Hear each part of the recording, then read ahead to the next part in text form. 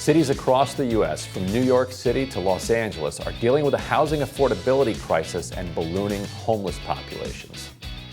As part of his economic agenda, President Biden has promised to build more affordable housing and transit, but even in Democratic-controlled areas, it's too damn expensive.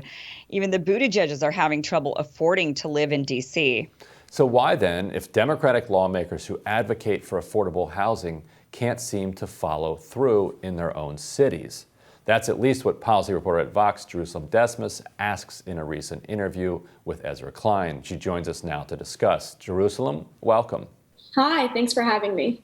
All right, so what's the holdup here? Why can't Democrats get this right? The big problem that I think a lot of people don't understand is that the housing affordability crisis is largely predicated on our housing supply crisis. We don't have enough affordable housing. We don't have enough market rate housing, and it's creating a problem where, growing numbers of people trying to live near good jobs are bidding up the cost of housing in cities and suburbs that are desirable for people to live in. And the main fundamental reason why that's happening is because you see homeowners at the local level and local officials able to block new housing development in their areas, which is driving up prices. Yeah, that seems to be what I'm noticing here in LA is that, it's interesting because in these Democratic-run cities that are filled with a bunch of Democrats, you've got these wealthy Democrats who are living in these wealthier areas, and they want all of the services and they want all the workers to come and offer them the services and work in their cities, but they're unwilling when it comes time to allow for certain buildings to be built, affordable housing, or even just apartment buildings.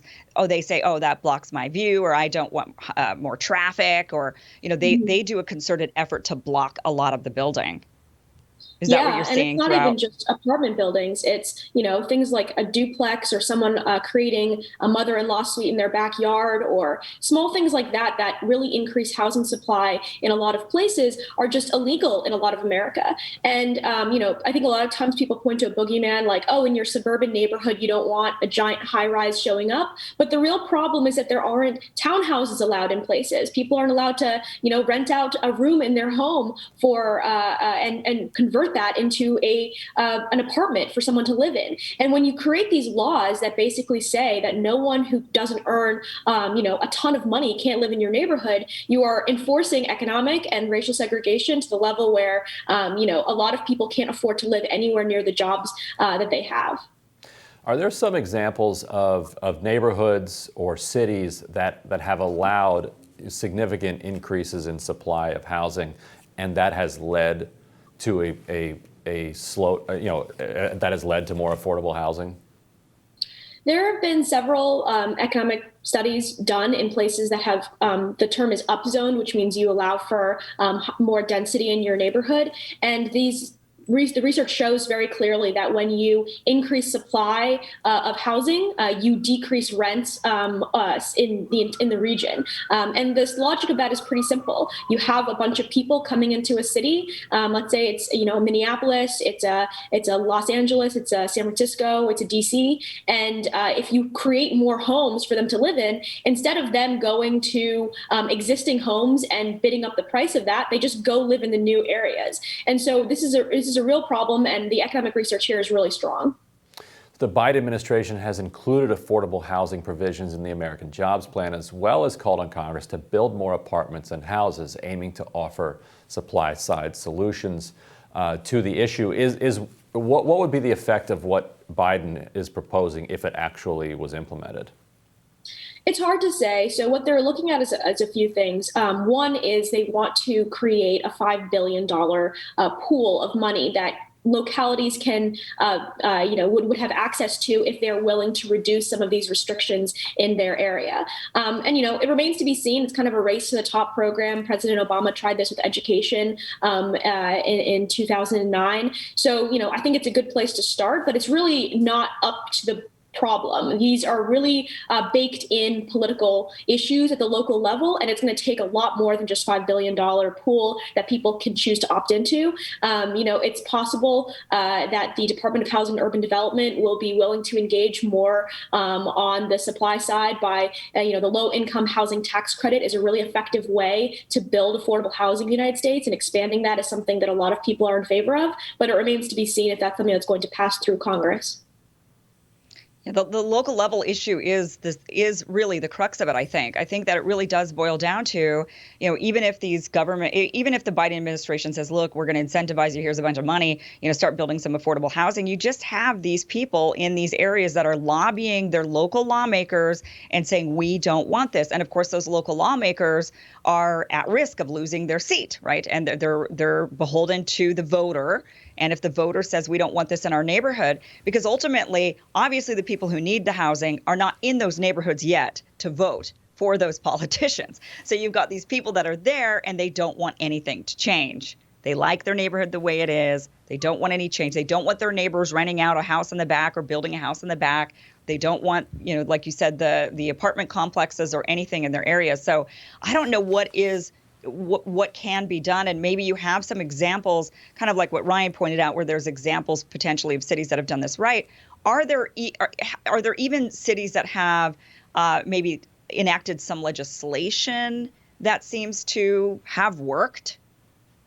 Yeah, so we're seeing a few things. One is that the most successful route is when states kind of start stepping in and start engaging more in the process. So we see this in California, we see this in Connecticut, we're seeing work being done in places like North Carolina even to make sure the state is involved because you're exactly right. The incentive for for an official to care about economic development doesn't really exist at the local level. They care about just satisfying their direct constituents. And so when you move the locus of control to the state level, what ends up happening is that those state governments can say, hey, you need to figure out a way to build more housing. We're not going to try to micromanage exactly how you do that, but it's important that you figure that out. So California has been kind of leading on this. Oregon has been doing stuff on this. And then you've seen even at the local level, I think especially in light of a lot of the racial justice protests, places like Minneapolis, places like Berkeley, California, have been removing their single family only zoning requirements. And so we have seen some movement there. I think it'll take a lot more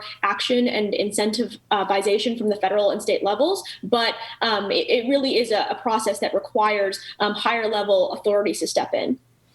What effect has Airbnb had on rent increases around the country? What does the economic data show about that? Places like Airbnb, so obviously it allows individuals to turn their existing properties into a way to make a lot more money. So it kind of removes, again, supply from the stock, because instead of that being used as a place to rent to someone, it's being used as a place to essentially be a hotel.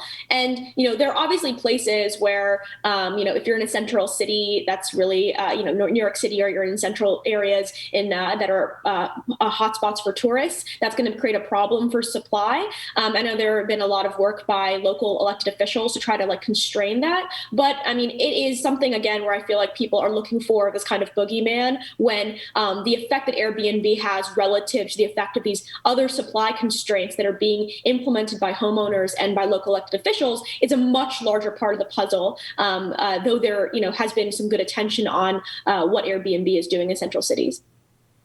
Have you heard any rumblings or any discussion whatsoever of, now with so many people working from home, potentially turning some of these big buildings that were housing businesses into actual housing, residential housing? Is there anybody focused on that at all? Yeah, there's a lot of good attention that's been placed on that. In New York City, we've seen commercial rents drop significantly in the center city. We've seen that in Washington, D.C. and in other places across the country. There are a few problems with converting, office buildings into homes. Anyone who's been in kind of these large office buildings knows that the building codes are very, very different. You may not have the right amount of egresses, or converting it might actually cost a lot more money than just tearing it down. And then on top of that, too, you have to ensure that the entire building is willing to exit as well, because a lot of them might be locked into long-term leases. So there are a lot of hurdles there. One thing that has been really successful over the pandemic, though, is people converting and localities converting hotel rooms into affordable housing, especially for homeless folks. We've seen that in California. It's been relatively successful, and we're seeing that kind of moving across the country as especially we're seeing a homelessness crisis kind of really take root. And it's really important that we turn those things into permanent affordable housing. We are seeing places start to remove people from that and also start criminalizing homelessness on the streets. That is, not a solution at all to the problem, and it's frankly just it's creating a much bigger issue on the ground. Well, Jerusalem, thank you so much for joining us on Rising. Thank you so much for having me. Thanks, Jerusalem.